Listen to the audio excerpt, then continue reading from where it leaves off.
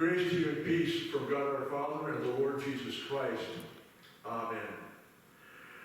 There was a group of psychologists that wanted to see how children would respond to the question, what does love mean? And so they gathered a group of kids ages 4 to 8 and posed that question to them. And the answers they got were both broad and very deep, and in some ways very wise. For instance, this is from Carl, age 5. Love is when a girl puts on perfume and a boy puts on shaving cologne, and they go out and smell each other. Or this from Tommy, age 6. Love is like a little old woman and a little old man who are still friends even after they know each other so well. For Cindy, love can build courage in a person. She says, during my piano recital, I was on a stage and I was scared. I looked at all the people watching me and I saw my daddy waving and smiling. He was the only one doing that. I wasn't scared anymore.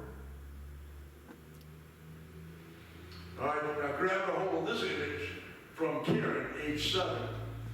When you love someone, your eyelashes go up and down and little stars come out of you. And then finally, this is from Jessica, age 8. You really shouldn't say, I love you, unless you mean it. But if you mean it, you should say it a lot. People forget. There were more, but today I wanted to focus on what our scriptures might have to say about expressions of love and how we can both receive and give away to others what is described as divine love. Well, first of all, it's divine because it comes from God. In our passage, Jesus says, as the Father has loved me, so I have loved you. And then he adds, love one another as I have loved you. So the love comes from the Father to the Son, to disciples, and to us, and then beyond us to others. But its origination is God.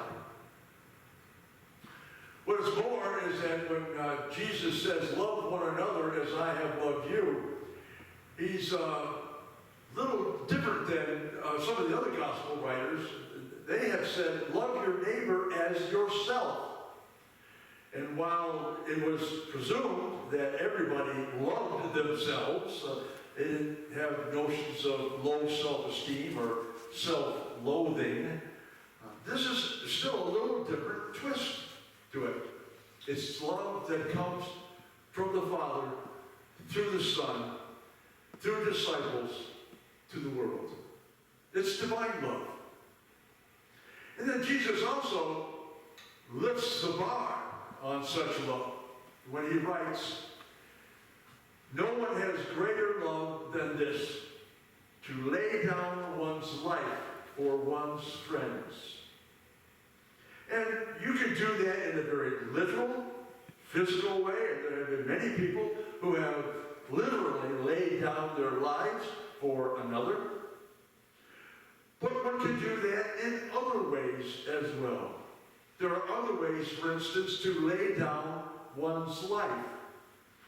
And Earl Campbell, the football great, played for the New Orleans Saints, won the Heisman Trophy when he was playing for the University of Texas. He speaks about his mother and his mother's love for all of her children. He relates the time that his father passed away when Earl was about 10 years old, and his mother had to shoulder all the burden of raising the family. And he said she had to make a decision. Either it was her children or her life. And she chose her children. She laid down her life, her dreams, in order to build a life for her kids. That's one way of laying down a life. Also, we can lay down our needs, our own needs, in order to supply the needs of another. Martin and Oza Johnson were naturalists that lived in the early part of the 20th century. They were photographers and writers, and much of the knowledge that people gained from the earth and animals and nature came from them. And Osa tells of the time that they went to Denver, Colorado, and when they arrived, they had absolutely no money. And so they sold, or rather pawned, Martin's gold watch for $5. And they purchased a cheap room, rented it, only to discover that Martin was ill. And also then had to go out to the nearest drugstore and purchase quinine water and lemon and for treatment of his illness. And on her way back to the room, she passed a cafe that had a sign in its window that said, turkey dinner, 25 cents. And so she purchased that for her husband, Martin. And when she got back to the rooming house, and she entered the room, she saw that there was something different about it. And she looked on the table and saw a bouquet of her favorite flowers. They were carnations. And then she looked on the chair by the table and saw Martin's coat hanging over the chair and saw the last remains of snowflakes that were melting. Despite his illness, Martin had gone out into the snow and the cold and purchased those flowers for his wife. Now, we might think that Martin was a little foolish in doing that, but the real significance of the story is that each one was looking to the needs of the other before their own. That is another example of laying down one's life to lift up the life of another, and it comes from divine love. Divine love also transforms relationships. It can transform strangers into friends. Jesus says this, I do not call you servants any longer, but I have called you friends. See, a servant doesn't know what his master is doing, but I have told you everything that I have heard from my Father. He had let the disciples in on the deal, on his purpose, on the loving character of his Father. So they were not doing things to serve him as slaves, which could perhaps build up some resentment, but rather they were doing what he asked them to do out of love, as friends of his, who were in on his secret, in on his purpose for coming. There was a woman who called her friend and asked her how she was doing. And the friend said, I'm just terrible. I have a headache, and the house is a mess, and my kids are driving me nuts. And the caller said, I'll be right over. I'll fix you some lunch. I'll straighten up your house. And I'll even tend to your children so you can get some rest. Now, go to bed. And then the caller added, by the way, how is Sam? And the friend said, Sam? And the caller said, yeah, Sam, your husband. And the friend said, well, that's not my husband's name. My husband's name is Jeff. And the caller said, oh my goodness, I must have dialed the wrong number. And after this long pause, the friend said, then you're not coming over? If she had gone over, she might have turned a stranger into a friend. I don't know the end of that story. That's where the story stopped as it was presented to me. But just imagine her taking the challenge and going over to visit with her, to do those things that she had said she would do. She might have turned a stranger into a friend. And there are lots of strangers all around us, and just in this community. How can we reach out to them with the kind of love that will turn a stranger into a friend?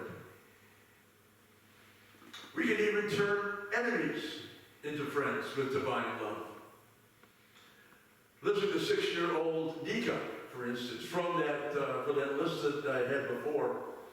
She said, if you want to learn to love better, you should start with a friend whom you hate.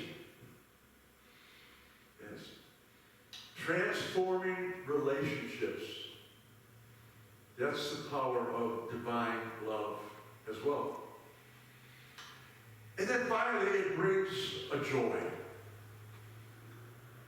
Jesus says, I have said these things to you so that my joy may be in you, and your joy may be complete. This is the source of Jesus' joy. He knew a joy that even death could not suppress. It's recorded in the book of Hebrews. Let us look to Jesus, who for the sake of the joy that was set before him endured the cross, disregarding its shame, and has taken his seat at the right hand of the throne of God. That joy was grounded in the sense of purpose that God had given him to redeem the world, to rescue the world from sin and death. That was part of it. But the other part was simply being in the presence of God. All through his life, through his death and resurrection, through his ascension into heaven, all throughout those activities, God was present with Jesus, and it gave him a joy. Robert Conrad wrote a book called Mirror of the Sea. In it, he describes the exploits of one of England's great naval commanders, Admiral Lord Nelson. And in this particular exploit, Nelson is chasing a fleet twice the size of his own into the West Indies. And one of his captains is a fellow by the name of Sir Robert Stopford. And Stopford is writing about this voyage. And Conrad, in his book, quotes from that letter. Stopford said, "We are half-starved and otherwise inconvenient, but the reward is we are with Nelson then."